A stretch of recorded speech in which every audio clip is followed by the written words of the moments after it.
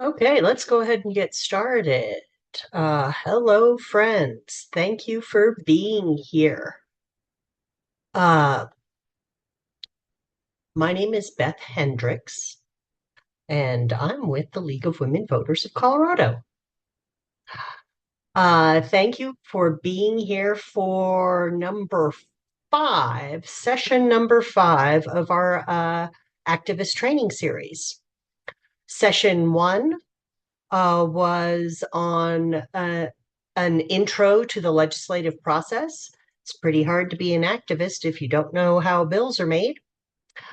Session two was on activist and protester safety and know your rights.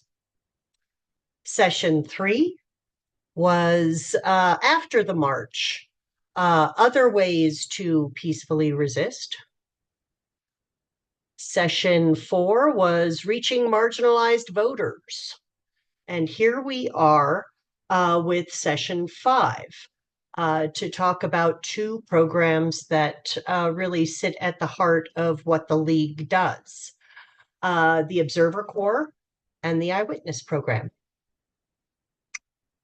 By the end of our time together tonight, which I hope will be a mere 45 minutes, I hope that you will understand what these programs are, why they matter for democracy in Colorado, and most importantly, how you can be a part of them.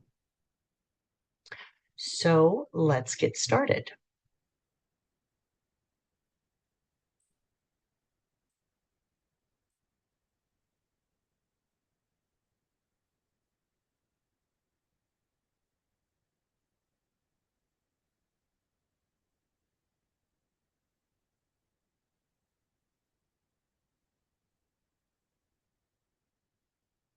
So here's a quick plan for the evening. We'll spend the first few minutes on context, who the League is and why these programs exist. We'll spend a few moments on Observer Corps, its history and its purpose, more on how Observer Corps actually works in practice. And then a few minutes on Eyewitness Corps, which is our new evolution of the tradition of Observer Corps. So we'll close with how you can get involved, and then we'll open it up for questions.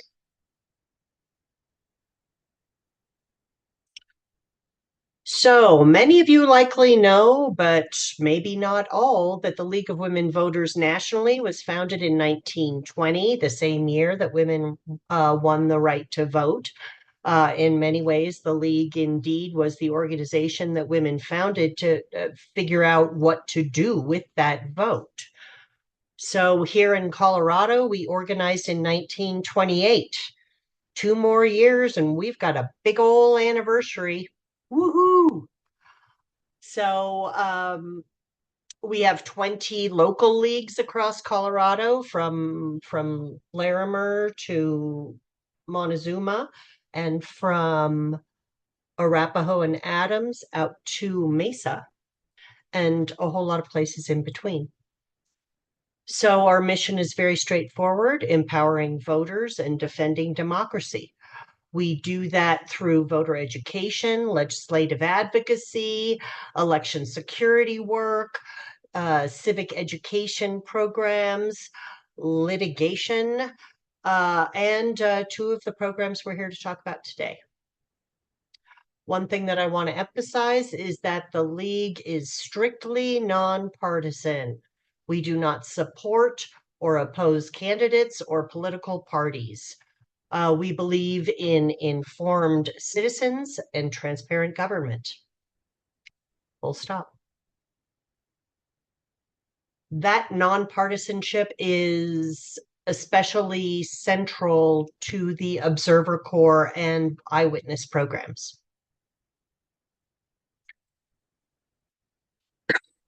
Excuse me. So, what is the Eyewitness Corps? Eyewitness Corps, or excuse me, Observer Corps. Observer Corps is one of the League's foundational oldest and most important civic programs. It's a national program. Leagues across the country run observer corps. But today we're going to talk about specifically how it works here in Colorado. So the idea is simple but powerful. Trained volunteers attend public government meetings, listen carefully, take notes, and file a factual written report on what happened. These are the kind of meetings that most people sadly never attend. City council sessions, school board meetings, county commissioner hearings, planning meetings, water boards. These are decisions that affect your neighborhoods and your schools, your city, your towns, your roads. Sorry, letting somebody in. Uh, hey, Shelby, good to see you. Um, these are these meetings, they happen every day in rooms and on video calls, and the vast majority of them are not covered by the media. And Observer Corps puts people into those rooms. So here's a little piece of history that I love.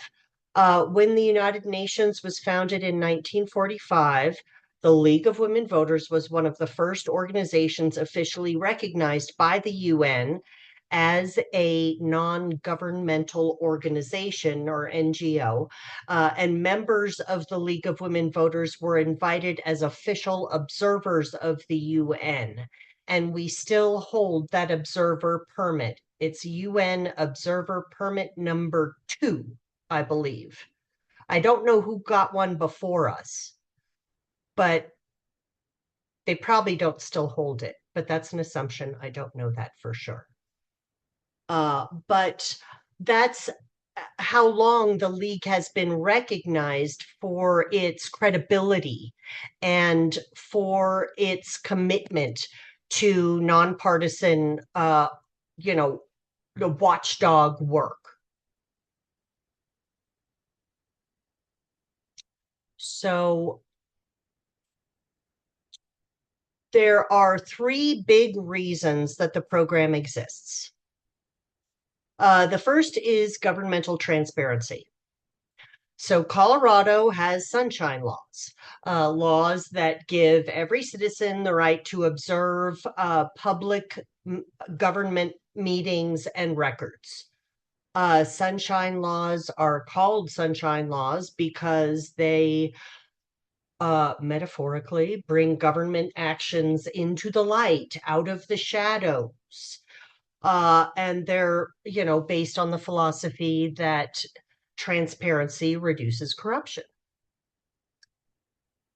The term originates from the concept of open government, with, ironically, Florida passing the first major sunshine law back in 1967.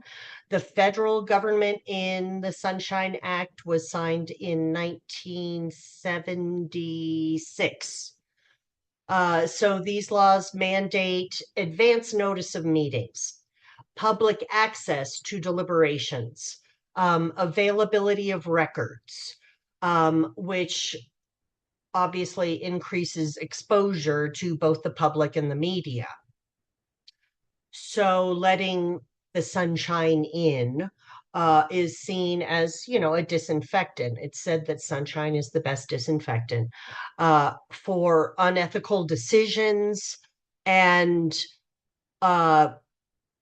hidden dealings. So, essentially, sunshine laws ensure that public business happens in the public view. So, except that these laws are not self-executing.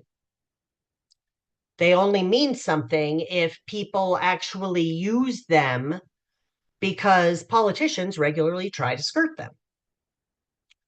So when Observer Corps volunteers show up, they are exercising and defending that right given by the Sunshine Laws. They're sending a signal to officials.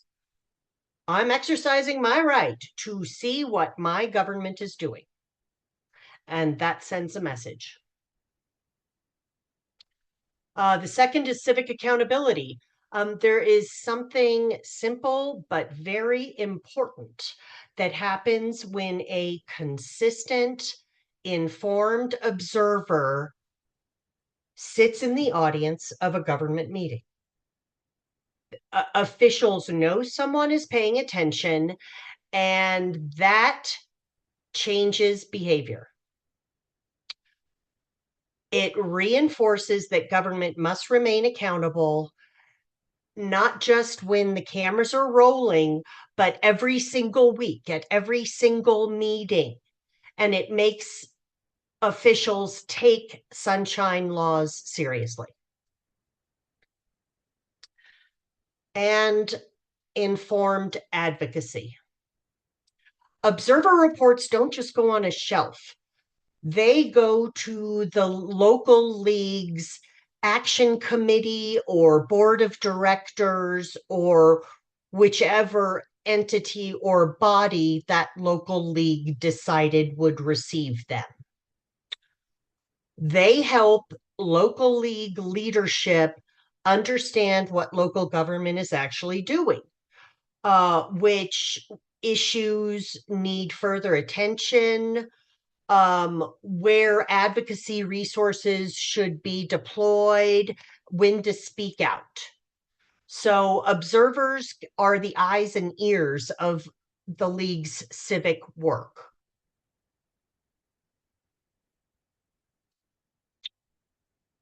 So I want to spend a moment on nonpartisanship because it's foundational to how the program works and why it has credibility. Observers attend meetings as league representatives. They introduce themselves, they wear name tags. They take their seats and then they listen. They do not participate. They don't speak on issues. They don't advocate. They don't applaud. They don't offer opinions. They don't represent their personal points of view. Their role is purely to observe and to listen and report, factually, nonpartisanly. Is that a word? It is now. Accurately, objectively. So it's this neutrality that gives observer reports their value. When the league says, here's what happened at a school board meeting, people can trust that that report is accurate because it wasn't filtered through a political lens. So this is not passive work. Showing up, paying attention, reporting accurately, it's a real skill and it's a real service to your community.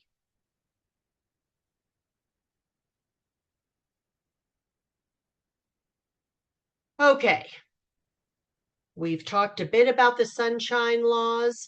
The Observer Corps operates on that legal foundation of open meetings laws, sunshine laws that guarantee citizens the right to attend and observe the decision-making processes of public bodies.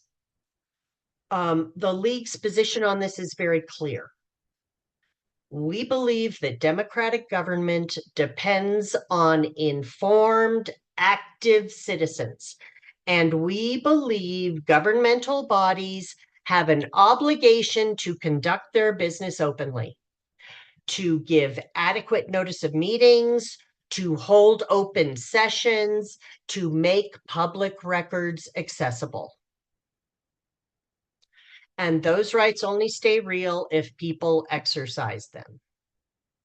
Every time an Observer Corps volunteer walks into a government meeting, they are doing something concrete for democracy. I'm going to interrupt real quick with an aside because it's relevant. Some of you may know that for about a year and a half, the League of Women Voters has been working as a lead organization in coalition to constitutionally codify the people's right to know the affairs of government, to make that right a fundamental right in the Colorado Constitution equal to the right of privacy.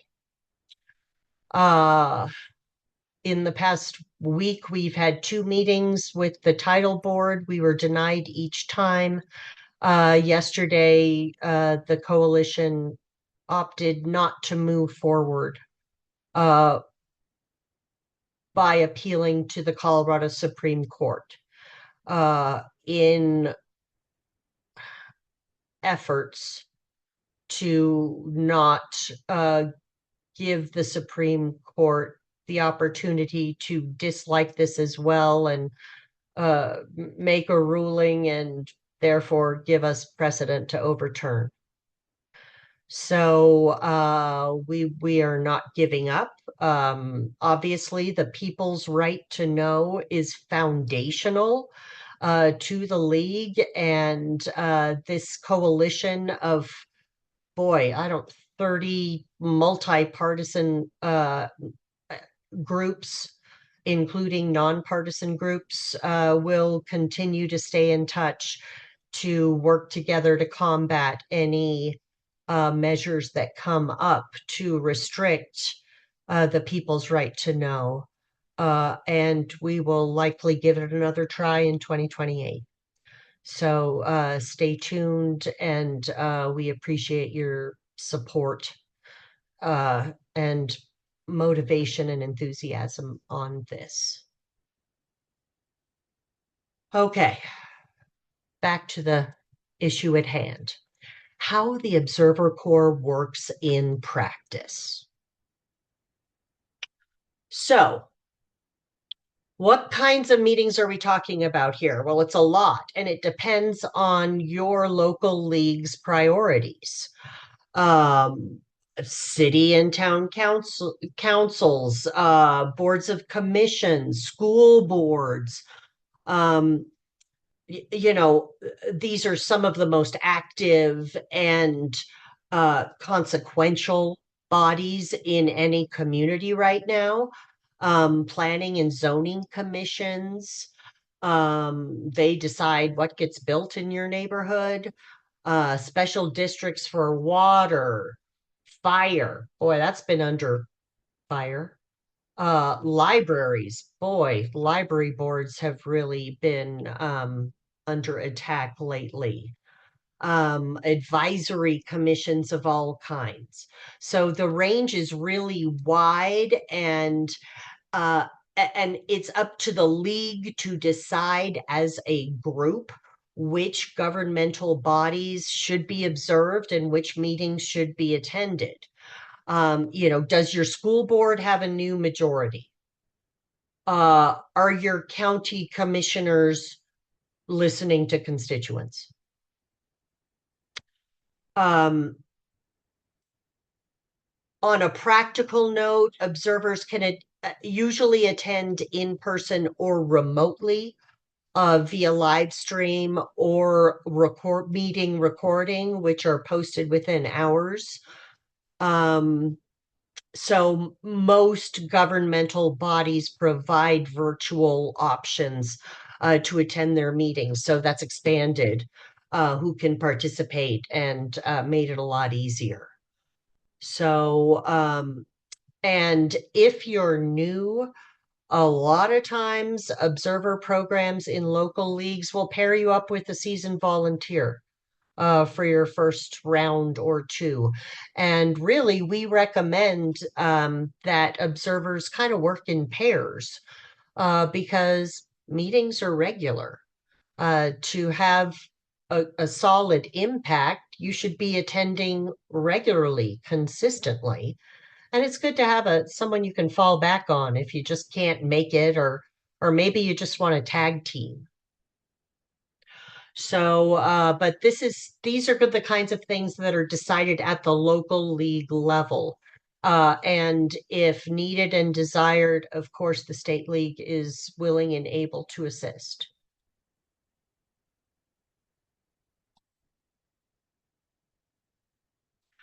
So, the actual process, it's a lot more manageable than people often expect.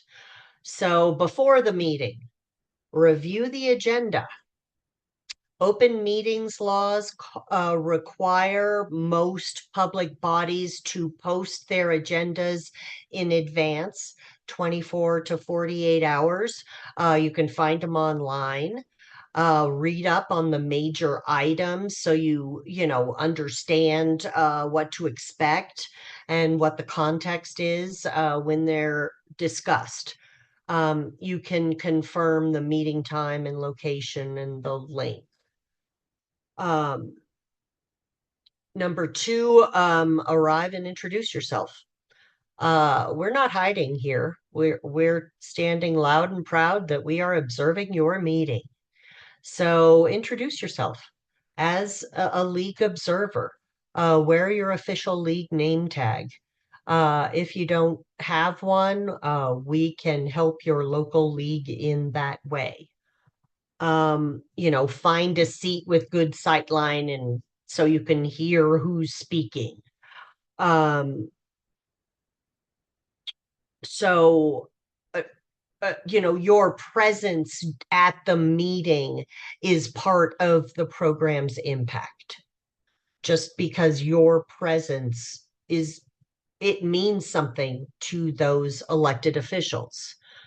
So, number three, observe and take notes. Just note who's there, what motions are made, who's voting, how the discussion goes, how everyone votes. Record names, note public comment, stay neutral. Your personal views are not what's important here. You are reporting for the nonpartisan league. So please, no public reactions, no, kinds of things. Yeah, uh, no side conversations. So, and last but not least, write up a factual summary after the meeting.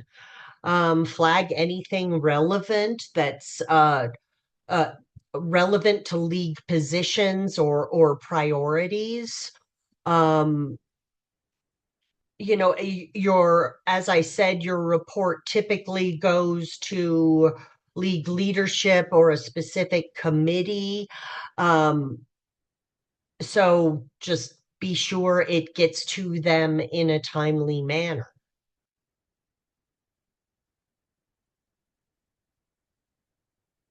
So, what goes into a report? It doesn't have to be long, but it should be complete and accurate.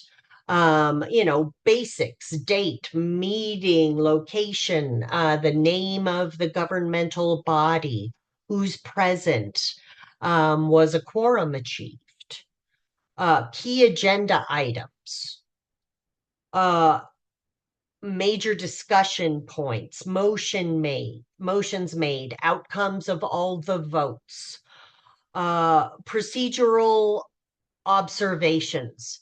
Was the public properly notified? Was the agenda posted 24 to 48 hours ahead of time, depending on the governmental body rules?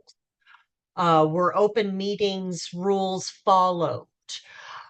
Meaning, uh, was the agenda followed, or were really important decisions made under a really non-descriptive agenda item. Um, for instance, a school board notoriously fired its superintendent under the agenda item board business. Uh, that's a little beyond board business. The public deserves to know that that's on the agenda. And by the way, so does the superintendent. So that's why it's really important to look at the agenda and make sure it's being followed. So, and watch for anything that touches on what's really important to the league and especially your local league. Is it housing? Is it climate? Is it local elections, education, immigration? So, the most important part of an observer report is that it's factual, it's objective, and it's unbiased. I mean, these reports represent the league's credibility and nonpartisanship. So, you know, they are shared internally. So, you want them to be as accurate as possible. Now, what happens afterwards is up to the local league. If nothing of relevance happened, great. You just maybe your local league just wants to monitor what the school board is doing around teacher pay, civics education, something like that. That's just something you want to monitor. What if you learned something that was negative? What if the superintendent was fired under the agenda item of board business? Well, that's up to your local league. That you're going to discuss that as a local league, as a group, and come to consensus on what should happen depending on the flagrancy of the violation. Um, you could send a letter to the school board reminding them of open meetings laws. You could publish a letter to the editor in the local paper, letting the community know that this happened and potentially registering your local league's distress. You could request a meeting with the school board to talk about this and say, hey, let's get on the same page here around what local meetings or open meetings means and requires. Um, Maybe you want to organize a mass protest outside of school, the district offices. It's up to the local league. That is not a decision that an individual observer makes. As you all know, in the league, we are democratic to a fault. Uh, it's all a group decision. We come to consensus on that. Any questions on Observer Corps? Oh, I see a whole bunch in the chat and I'm not able to monitor that. Could you all just come off mute if you have questions? I would like to echo a comment that was made in the chat. Marcella said that she would love to read some reports as examples, and I would also love that if possible. And then my other question may be better suited for my local league chapter. I just want to know how we can better get people involved in what monitoring certain shared priorities would look like. That is a Oh, local league question, Jesse. yep, Thank you. I figured. Great. Anyone else? There will Um, be plenty. Oh, great. okay, I'm raising my hand here physically. I'm It says in the state law that you do not have to have public comment time available. I mean, to me, it's kind of a way to really well, anyways, the Douglas County Commission does not have public comment. because Hmm. it's not in the state law mandating that they have to allow public comment. And they don't like public comment. I've been watching them for 4 years. Um, and so how can we change that at the state level? I did ask Senator Marshall, can we add, I mean, it'd be a simple sentence. And of course, that would have to be next year. But every entity that my observers look at, they always make time for public comment before the meeting. If there's more people, they wait until after their business meeting.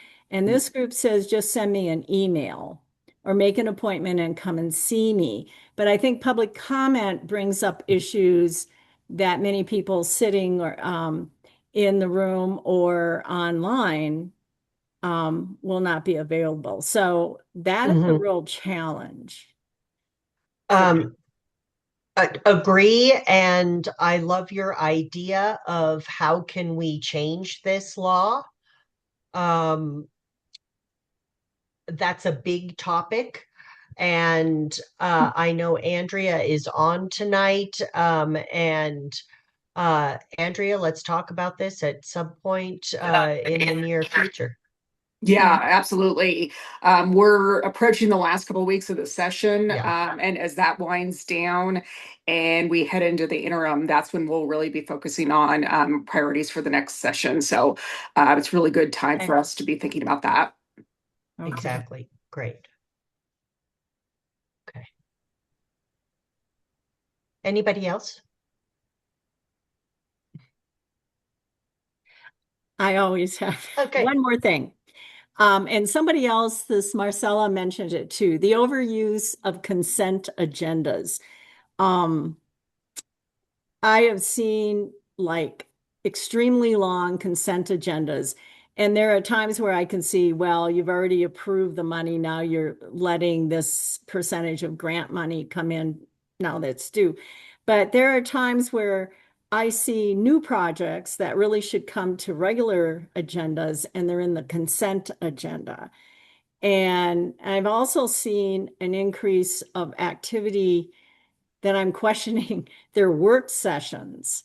And you have to go and be in their work sessions. There's a few, I um, I think it's a county and a city, they videotape their work sessions so you can watch them. But their work sessions seem to be covering topics, um, and I've seen them approve resolutions and et cetera in their work sessions when it should have really gone to their regular session. And I'm not Hmm. really sure how to approach that outside of they don't really like me, but um, correcting them. Hmm. And I think it might be I'm seeing a trend in different local governments. Hmm. Yes, there seems to be a solid trend away from transparency, and hence our strong desire for constitutional codification of such, which would apply to all levels of government. However, that sounds like a great thing, a great advocacy item for your local league, Mina, is to say, hey, can we advocate to Douglas County Board of Commissioners for a public comment period? And come up with a campaign. Um, Mm-hmm. Okay. so that's, and I would say the same thing around consent agenda. Uh, Okay. fight fire with fire. Okay. But it's a toughie, and I agree with you that the trend is going the wrong way, Mm-hmm. which is why Observer Corps is needed. Okay. And then in the last thing, Uh-huh. public comment is pretty brutal. If Absolutely. and sometimes you think, yeah, I can see if I had to listen to people verbally attack me, constantly and swear and threaten.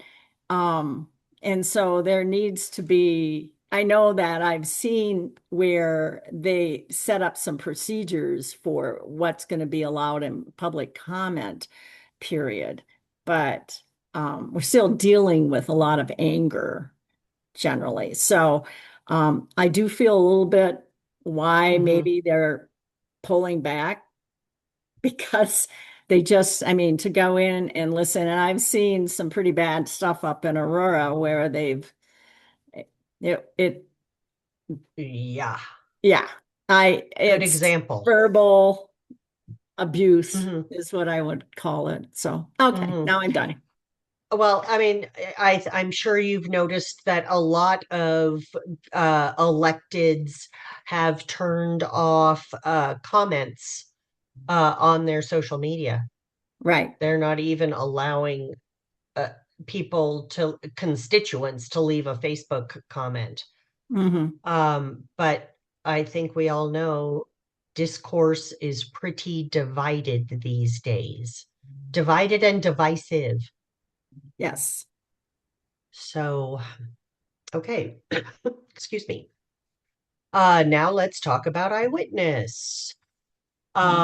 This is our answer to a problem that we hear about very regularly, which is that local newsrooms are stretched thin. Reporters are covering more beats with fewer resources. Um, a city council meeting might affect thousands of people, but often there's nobody there to cover it. And most people can't attend in person, the average voter, because of work, a Hmm. family, life. Uh, so, um, important decisions slip by unnoticed, and people often hear about things after the fact, if at all. And that is a real problem to informed democracy. So, Eyewitness Corps is an answer. It brings together trained community observers who show up, take notes, and share what happened with media outlets that need trusted, accurate, accessible coverage. So, like it says there, the tagline, whether you're someone who wants to show up, take notes, and share what happened, or a newsroom stretched thin that could use reliable civic coverage, Eyewitness Corps is here to help. So in 2022, the League of Women Voters of Colorado established the News Access and Literacy Task Force at the request of members of LWV Larimer County.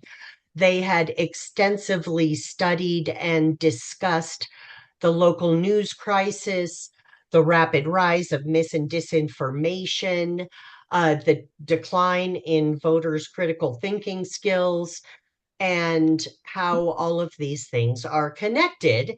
And they wanted to bring this issue up to our statewide membership. So LWV Larimer then launched the Colorado Citizen Observer uh, pilot project, a pilot program in Larimer. And they built a coalition with Open Media Foundation, Colorado Freedom of Information Coalition, the Center for Public Deliberation up at CSU, the Colorado Press Association, um, documenters.org, and a bunch of local news outlets in northern Colorado. They had funding from the Gates Family Foundation. So the goal was to train at least 20 community volunteers as observers, just like Observer Corps, to attend public meetings, document them, and publish what they saw rather than keeping the reports internal. So, and it's working. The Colorado Citizen Observer Corps has documented nearly 100 government meetings so far. Their reports are live on Substack, and some are used in Larimer County's Snapshot News on FC Public Media.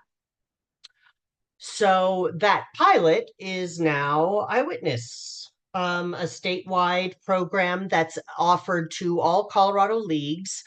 It's led with the assistance of Linda Shapley, who is very sorry she couldn't be here tonight.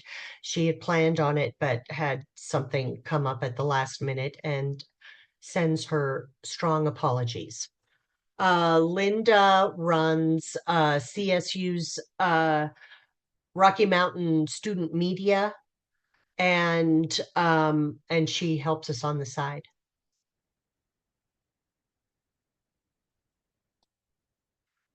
So, what's the difference between Observer Corps and Eyewitness? Not much, really. They're connected, but they are distinct. Observer Corps is a long-standing national LWV program. Reports go to local league leadership and inform internal advocacy. Observers are typically league members. It's primarily an internal watchdog program. Eyewitness Corps is a Colorado program. Reports are published publicly and shared with media. It's open to community members who are not league members. It offers stipends to observers. And it is explicitly designed to fill gaps in local news coverage, including bilingual coverage in English, Spanish. So both programs share the same core commitment: nonpartisan, factual, objective reporting on how local government works. The difference is in the audience and the reach of the reports. So, if there happen to be any journalists or media folks here, this part is for you. Eyewitness Corps produces ready-to-run coverage, short, accurate reports from trained community observers that you can use as is or build on. And eyewitness observers are trained in collaboration with the media partner. We share reports to that media outlet style and format, and there is no cost to participate. We also provide support for bilingual coverage. As Colorado's population continues to diversify, many communities have members who rely on Spanish language coverage, and we're committed to serving those communities. So if there's any journalists or media outlets here, let me know. I'd love to talk to you.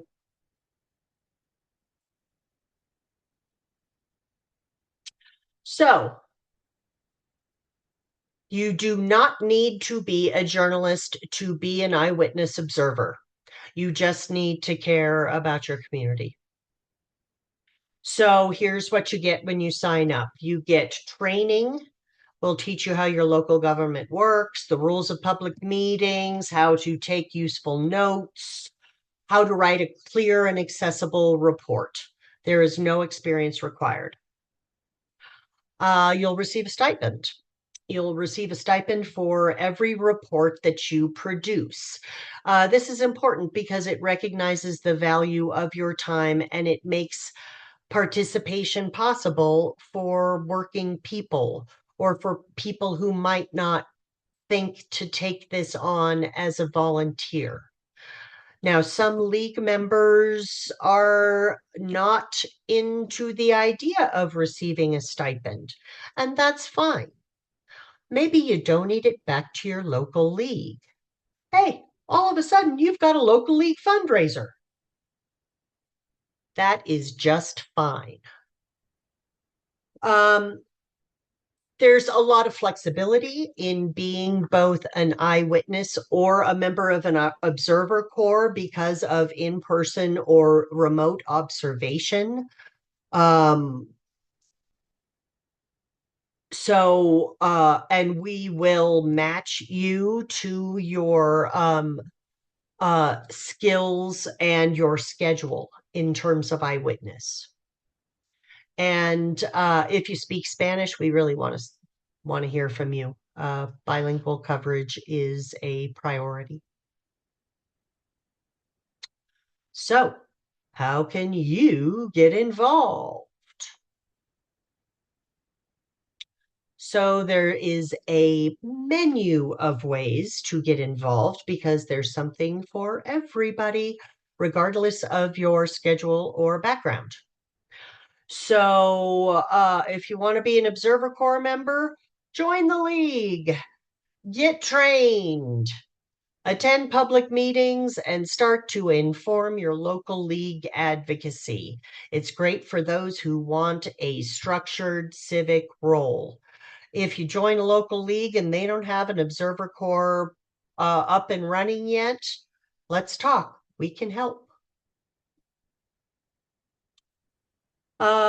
If you want to attend or watch government meetings and produce accessible and potentially bilingual reports for the public and local media, let's talk about Eyewitness. That's open to non-members. You receive a stipend, and it's ideal for community members who want a visible and tangible impact. If you're in journalism or the media, partner with the Eyewitness Corps to receive ready to publish civic reports at no cost. And if you're a league member, and you don't know if your local league is involved in Eyewitness or Observer, ask your leadership. If you don't know who they are, stay on, talk to me. I'll help you get connected. If you're not connected at your local league level, you should be, because that's where the real action is. So, concrete ask. Some things I would love for you to consider.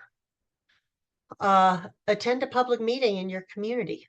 Take notes. You don't have to do anything with them yet. Just see how it feels to pay attention. Sign up for Observer Corps or Eyewitness training. We'll give you everything you need. And especially Observer Corps, it's a pretty low commitment to start. So again, if you work in media or know someone who does, reach out to partner with Eyewitness Corps for free, reliable coverage, and spread the word. Tell a neighbor, tell your friends, tell your family.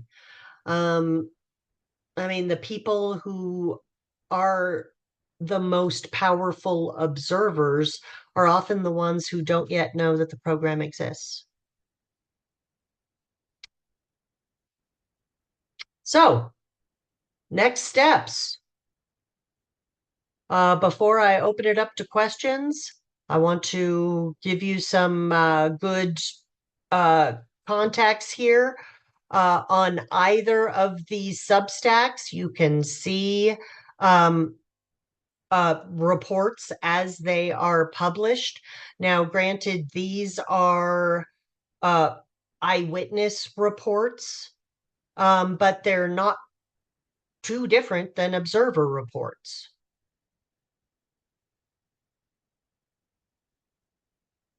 So, any questions? Thank you for coming. Appreciate you all being here. I'm going to stop sharing so I can see you all and maybe even take a look at the chat. Yes, I will send out the recording and the slides to everyone who has registered. Tomorrow, maybe Friday, hopefully tomorrow. It depends on how the day goes. Sometimes they just blow up.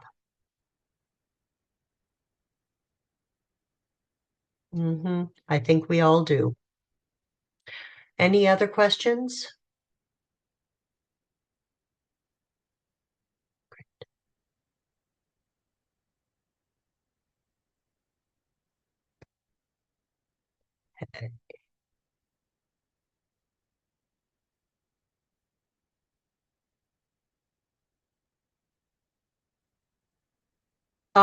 Martha, no, it does not necessarily mean that, but that kind of depends on your local league uh policies and procedures.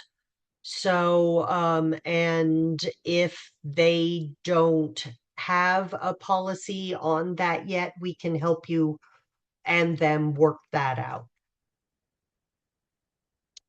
Okay? Thank you all. Have a wonderful evening. I appreciate your interest, uh, and your commitment and motivation, to help us maintain our democracy. Everyone take care. Have a lovely evening. Thank you. Thank you.